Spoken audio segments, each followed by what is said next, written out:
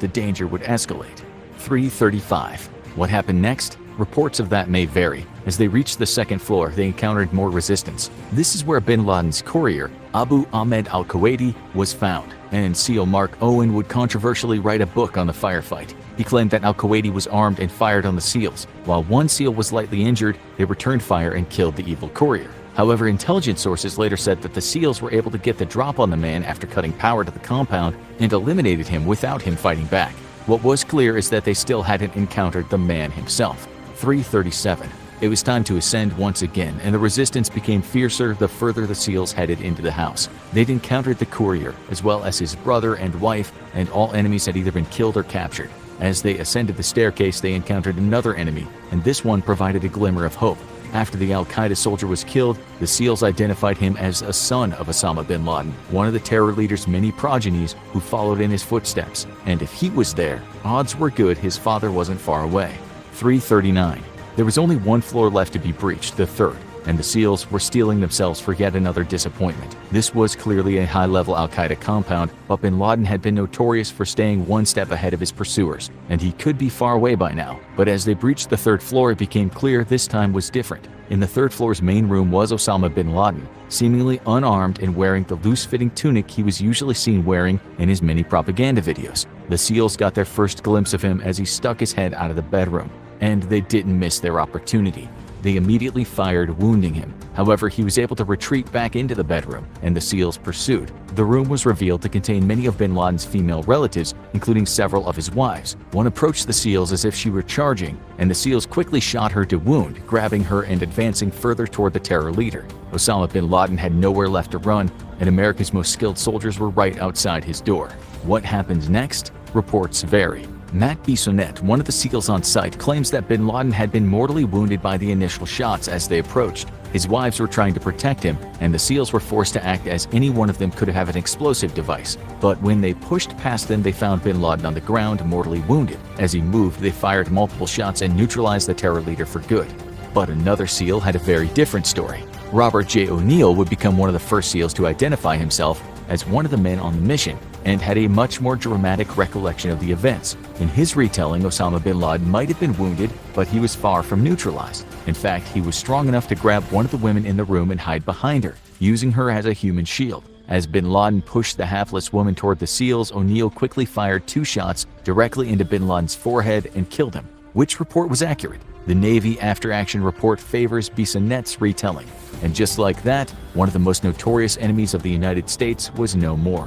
The SEAL team radioed back, "Forgotten country, Geronimo, Geronimo, Geronimo," officially confirming that the enemy had been killed in action. The entire affair had taken less than 15 minutes from landing to the elimination of Osama bin Laden, one of the most efficient operations in U.S. military history, and had been completed without a single death or serious injury to the entire Navy SEAL team.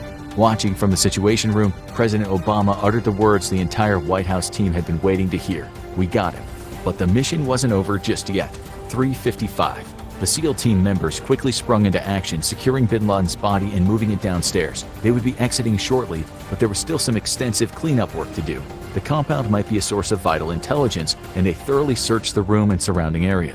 They found 2 weapons in the room, an assault rifle and a pistol, but the efficient team had managed to neutralize bin Laden before he could reach them. They weren't loaded, indicating the al-Qaeda leader was not expecting a firefight. But what to do about the other residents? Almost everyone who had engaged the U.S. troops with weapons had been killed, but the compound was full of civilians. The U.S. had no desire to take all the women and children found there into custody, so they non-violently restrained them and left them outside the compound to be found by Pakistani forces. Most didn't put up any resistance, besides the injured wife of bin Laden, Amal Ahmed Abdul Fattah. She berated the SEALs in Arabic for the entire duration of the cleanup mission, and it seemed the Yemeni woman was a true believer in her late husband's mission. She, like most of the people found there, would eventually be deported from Pakistan back to their home countries in the Middle East. And now it was time to make a clean getaway. 4:05.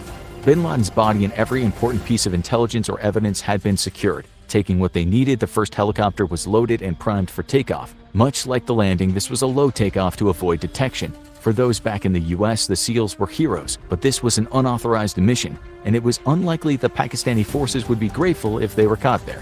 But much like the first time, SEAL Team 6 pulled off a perfect getaway and exited the compound. But there was one more matter to attend to. 4:08. The damaged Black Hawk helicopter that crashed into the compound would not be leaving through the sky, and Pakistani forces would be there shortly. The chopper contained vital information about U.S. military capabilities, because it wasn't just a standard helicopter and had been outfitted with stealth features. So before they departed, the troops used the same portable explosives like the one they'd used to breach the compound, and gave their fallen chopper an explosive send-off. This only took minutes, and soon one of the backup helicopters brought on the mission arrived, scooping up the remaining SEALs and flew them off to join the first helicopter. The mission was over, and now it was time for a long ride. 5:53. The ride back was over an hour and a half, more than 3 times the length of the mission that killed Osama bin Laden. But now that it was over, they had to get back to safe territory, back in US-occupied Afghanistan, where the Americans had been fighting since the days after September 11th terror attacks. While it was unlikely the Pakistanis would fire on a US chopper if it was detected, a stealthy escape would go much smoother. So the US troops had some disinformation efforts, as the various explosions led to crowds before takeoff. An Urdu-speaking American military officer claimed it had been a Pakistani operation being carried out at the compound and to keep their distance. It worked, and the Americans landed safely at Bagram Airfield, carrying the body of Osama bin Laden. Now it was time to deal with the aftermath. 7:01. Back at the White House, the celebration was tempered by one question: was it really him?